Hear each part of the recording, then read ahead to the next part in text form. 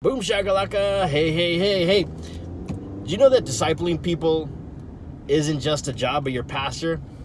I know, it sounds crazy, but in this video I'm going to share with you 3 tips that'll help you cause a Jesus epidemic by sparking the discipleship movement. Now, I'm RK, had the opportunity to travel all over the world and help hundreds of thousands of people meet and begin to follow Jesus. But as I began to do evangelism all over the world and see all these people making decisions, I realized that we're not just called to make decisions, we're called to multiply disciples. And so I began to ask God this question, like, how can we spark a discipleship movement? And I realized the first thing is we need to train people not just in knowledge, but we need to teach people how to obey. The key is obedience, not just knowledge. Now, in the Western church, we think we're doing something when we know about it.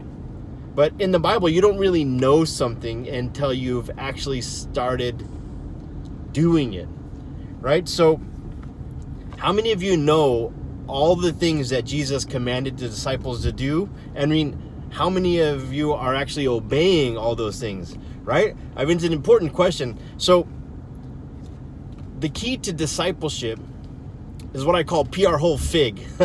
I'll explain what that means in just a little bit. But man, we teach people right after they start following Jesus how to obey 10 specific things that Jesus said to do. I started looking at Acts chapter 2 because Jesus says, you disciple nations by teaching them to obey everything I commanded you. Right? So I wanted to see what the disciples were obeying and teaching others to obey right away. So I began to look in Acts chapter 2 and I found 10 things that they were obeying and teaching others to obey right away. Right? The second thing, if you want to spark a discipleship movement, is you need to chunk your discipleship lessons into 3/3, right? Look back, look up, and look out. And I realized if we really want to train people to be obeyers, not just hearers, we need to start off by keeping people accountable to doing the things that you're training them to do. And we do this by starting off every single discipleship time with 3 questions, which I'll share about how you can get those 3 questions in a little bit. Third thing is you don't need to be a Bible expert to disciple people. I mean, I know that sounds crazy, but I know a lot of people feel like they don't know enough to begin training others to follow Jesus.